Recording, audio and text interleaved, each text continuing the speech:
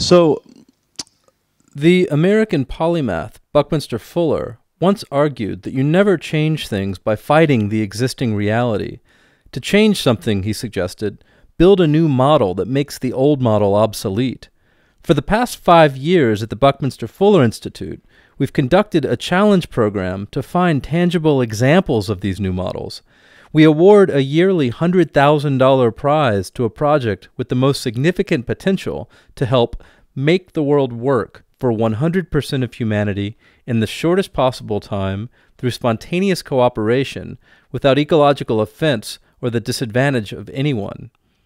I invite you to go online and explore the Idea Index, a listing of the remarkable initiatives that are taking comprehensive approaches to tackling some of the world's most daunting challenges.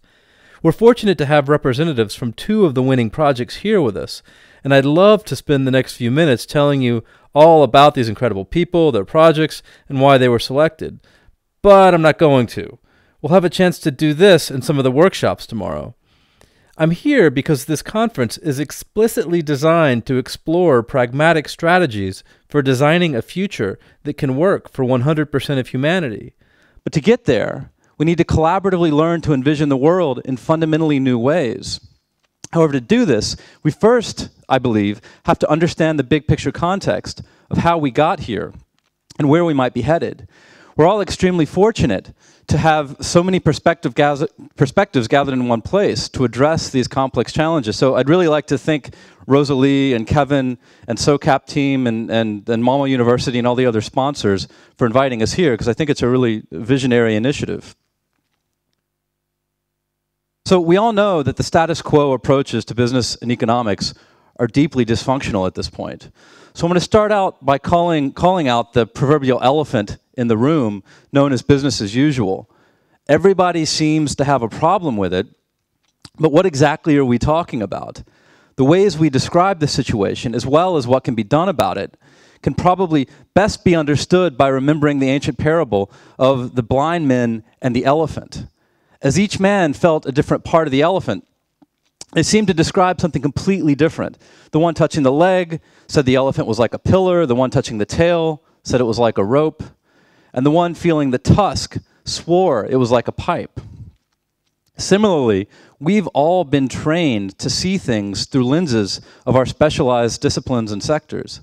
And it's often difficult to really come to any kind of agreement, let alone find a shared vocabulary around what we're discussing and how we address these extremely complex issues. So, for examples, investors, they describe situations through money, markets, transactions, metrics. Scientists, through their research data. Decision makers, through their policies and politics. Futurists, of course, through their scenarios and models. Designers, through their principles and processes. And economists, through financial theories and instruments, some much less exotic than others. So, of course, all of these describe different aspects of a multifaceted reality. But it's probably safe to guess that we're all here at SOCAP to learn from one another's experiences so that we can all get a better sense of the present in order to more effectively go about designing the future. So I think it's important that we start off with some common frames of reference. I'd like to step way back for a few minutes to consider things from a slightly different perspective, namely that of poet Muriel Rukeyser, who suggests that the universe is made up of stories, not atoms. If we hope to create a new model to make business as usual obsolete, we have to change the stories we're telling ourselves. But to do this, we first need to recognize the origins and underlying assumptions of the mindsets that got us here. Because the specific practices of our specialized training are just the proverbial tip of the iceberg. These practices, including our laws, customs, languages, techniques, they're all just outer manifestations of something much deeper. They're profoundly influenced by our perceived purpose in life, which is informed by our particular norms and roles, ideologies, philosophies, all these things that we carry around with us, but are often invisible. But if we dive even deeper, we find that the context for this purpose is set by the paradigm we subscribe to. This provides us with a description of the very nature of existence and is structured by the tacit values, attitudes, expectations, assumptions, and mythologies of our larger culture. In short, the stories we tell ourselves set the big picture context for our actions in the world. So, to understand how we got here, it's essential that we understand the paradigms within which we're operating. So I know that the notion of a paradigm shift has become completely cliche within business jargon, but it was first introduced 4 decades ago to describe the birth of the scientific revolution during the European Enlightenment in this book by Thomas Kuhn called The Structure of Scientific Revolutions. And this particular story is worth recounting because many of the ideas that emerged during this period continue to shape business as usual assumptions in the realms of economics, education, and policy. The tale began nearly 500 years ago. This is probably familiar to many of you, when Nicholas Copernicus challenged the popular belief that the Earth was at the center of the universe. But for thousands of generations, cultures around the world had assumed that the heavens rotated around them.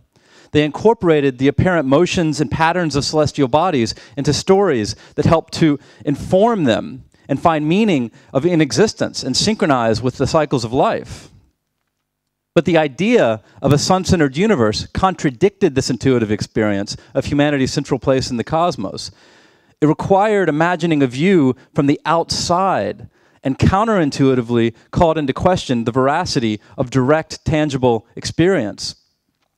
This is credited with instigating the scientific revolution, since it helped to cultivate the sense that humanity could objectively study the world from a detached God's eye view. And over time, the scientific method was developed in hopes of verifying the existence of this purely objective reality using repeated empirical observations. New tools like the telescope and microscope dramatically extended the range of human perception, resulting in this explosion of specialized knowledge and techniques. And increasingly, it seemed that the best way to understand reality was to use these new tools to reduce the material world to its component parts. Reductionism, get it? So simultaneously, space and time were being quantified into mathematical abstractions. They were imagined as absolutes existing independently of human experience and understandable solely through the human intellect. The power of these equations reinforced the notion of a mechanical clockwork universe that might one day be completely comprehended and predicted by the rational mind. But these insights also serve to strengthen a philosophical division between mind and matter, subject and object, and probably most importantly, humanity and nature. So, as faith in human reason increased, many became convinced that the answers to the mysteries of the cosmos were well within their grasp. By the 18th century, many of these assumptions were also influencing the emerging field of microeconomics. Consumers were increasingly viewed as self-interested rational actors that would supposedly force markets to self-regulate through their desire to avoid risks. But over time, it was predicted that exponential population growth could eventually cause a catastrophic crisis of global resources. This led to an increasing incorporation of the assumption of scarcity within economic models, and that society would never be able to fulfill the needs of all of humanity. By the mid-19th century, the notion of survival of the fittest was adopted from evolutionary theory to justify socio-economic policies based on struggle and scarcity. And the rest is economic history. Now, of course, like all good stories, this is a highly simplified version of a series of complex and nuanced events. And in this case, it took many centuries to unfold. But the point is that this story of the modern era continues to inform the assumptions of the dominant business as usual paradigm. And why not? In the past 2 centuries, unprecedented technological capabilities made possible by modern science led to numerous extraordinary accomplishments. Bolstered by seemingly cheap and abundant energy supplies, the modern industrial paradigm rapidly spread across the world. For many, its benefits have been incalculable, including abundant food, extended lifespans, on-demand electricity, global mobility, and unprecedented access to information, just to name a few. And in the past 50 years, this has so dramatically transformed our planet that we are now entering into the anthropocene, the first geologic epoch defined by humanity's presence on Earth. I mean, this is extremely profound. But as we've increasingly begun to see ourselves as a global species, we've also gained profound new perspectives on the interconnectedness of this planet's life support systems. And this has revealed a perilous paradox at the heart of the globalized economy. The dominant economic system, based on scarcity and limited resources, is predicated on indefinite growth within a finite biosphere. The true consequences of externalizing costs have been concealed by the continued belief in the separation of humanity and nature. These are becoming all too apparent at this point. I mean, countless examples are demonstrating the true costs of long-term consequences of destroying these ecological commons and the relentless pursuit of quarterly profits. The real tragedy of the commons derives from this entrained kind of reductionist short-term thinking. Ancient mountains are being decimated by the coal industry, wild boreal forests are being razed to access oil in the tar sands. This is up in Alberta. Catastrophic oil rig disasters, we're all familiar with these. Around the world, they're poisoning land and ocean-based ecosystems. And the dangerous contingencies of mismanaging complex power generation systems due to attempts to cut costs are being made abundantly clear all over the world. And this has only just begun. Additionally, by some calculations, we've been going into ecological debt every year for the past 4 decades, exceeding the capacity of our home planet's ability to regenerate the resources that we've been consuming. Some countries are a little more guilty than others. So in the words of the Stockholm Resilience Institute, the Stockholm Resilience Center, we've been tipping towards the unknown, engaged in a high-stakes game of unwittingly crossing planetary boundaries that define the safe operating space for humanity. You'll be hearing much more about this over the next couple of days. But not only does this myopic logic transgress planetary boundaries, it also violates the boundaries of human dignity as well. The short-term reductionist approaches of status quo economics have been predicated on the all but unquestioned assumption of zero-sum scarcity, resulting in a system that truly works for very few. Business as usual is predicated on an outdated belief in the survival of the fittest, failing to recognize the overwhelming evidence for the evolutionary value of collaboration, cooperation, and adaptation. We've seen plenty of examples of this lately in countries all over the world. The scarcity mindset creates a willingness to sacrifice long-term health, well-being, and safety. It's a root cause of a dizzying array of social issues that will be discussed here, including youth unemployment, providing for the needs of an elderly population, as Kevin mentioned, and really the inclusion of immigrants in a world that is increasingly globalized, but also needs to become increasingly compassionate.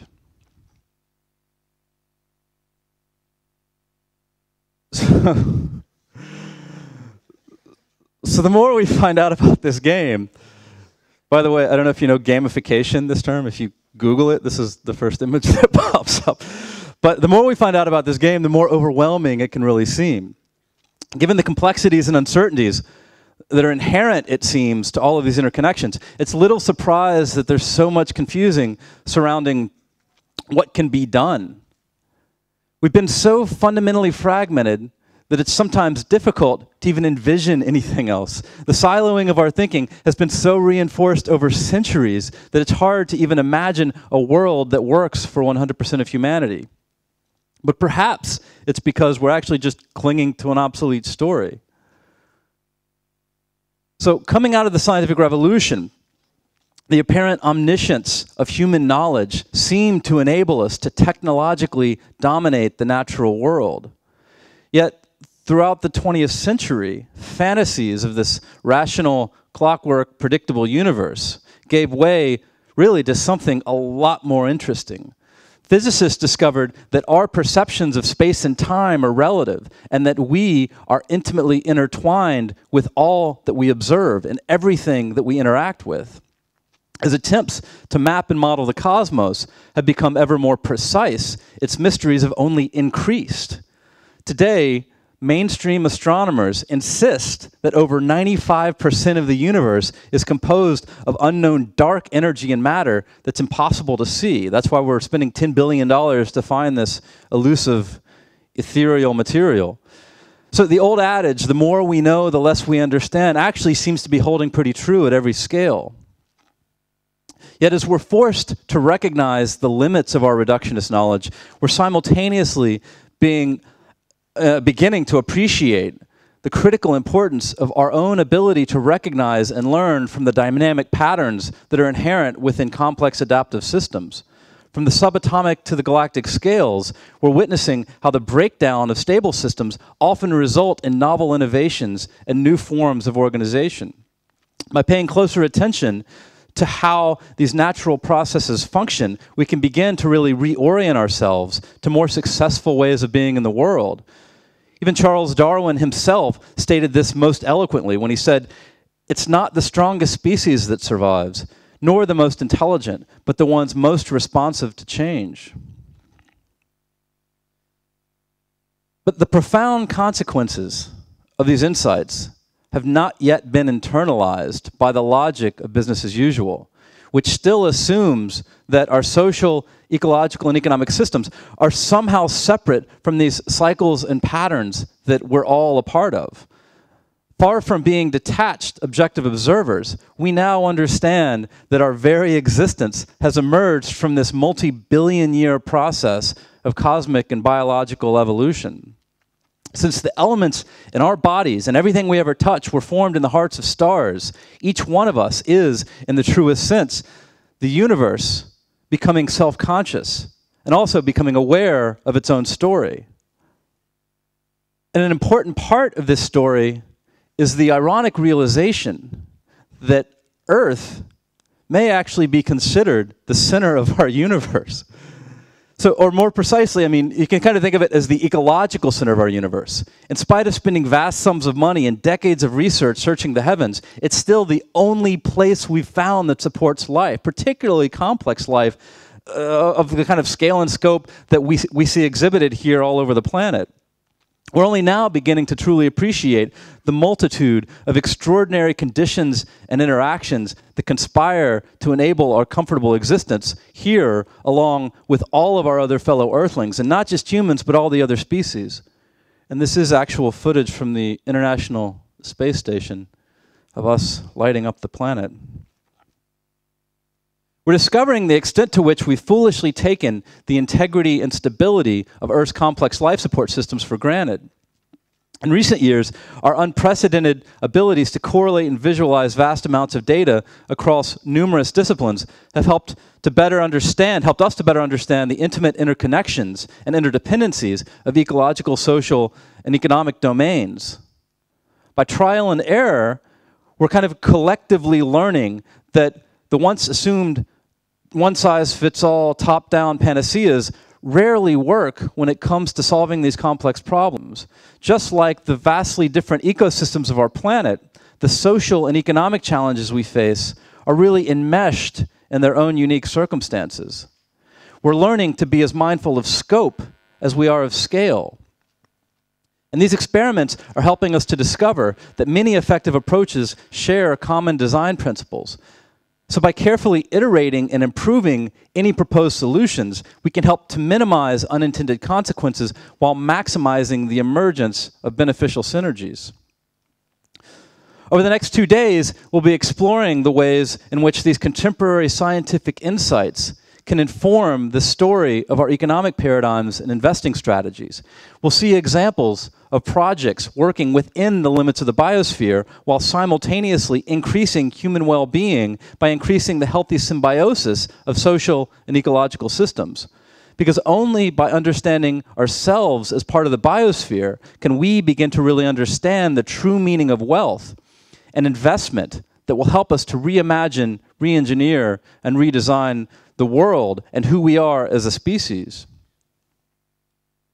By considering these issues from a whole systems perspective, we can begin to see interconnections that are all too often ignored. take advantage of this rare opportunity over the next couple of days to participate in some of the workshops that focus on cultivating more comprehensive perspectives. Through this, we can collectively begin to address root problems, not just their symptoms. I suspect you'll be pleasantly surprised by the effectiveness of some of these approaches for designing much more cost-effective, synergistic, and efficient strategies for addressing really multiple problems simultaneously instead of just going after them one-on-one. So back to our parable. Imagine that the elephant isn't actually business as usual, but this emerging new economy. Since we've all taken the personal initiative to be here, perhaps we're not actually so blind after all. Because even though most of us have been trained to see the world through outdated black and white spectacles of the myopic, reductionist, business as usual paradigm,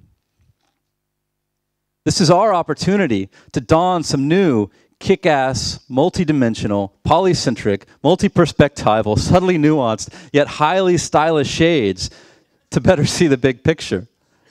Kevin mentioned binoculars. I kind of go for trinoculars. Let's work together to look for common principles and shared language that'll lead us away from the narrow focus on business as usual and towards more comprehensive and integrated approaches to impact investing. By integrating, sharing, giving, and investing, we can create a blended value economy that works for both the people and the planet. But this requires social enterprise to scale at the pace of the world's problems. So, in conclusion, I'd like to propose that perhaps it's time for a new mantra to remind us of the sacred gift of life that we've all been given and the story of opportunity we have to be active participants in the design of a resilient and compassionate world. Thank you.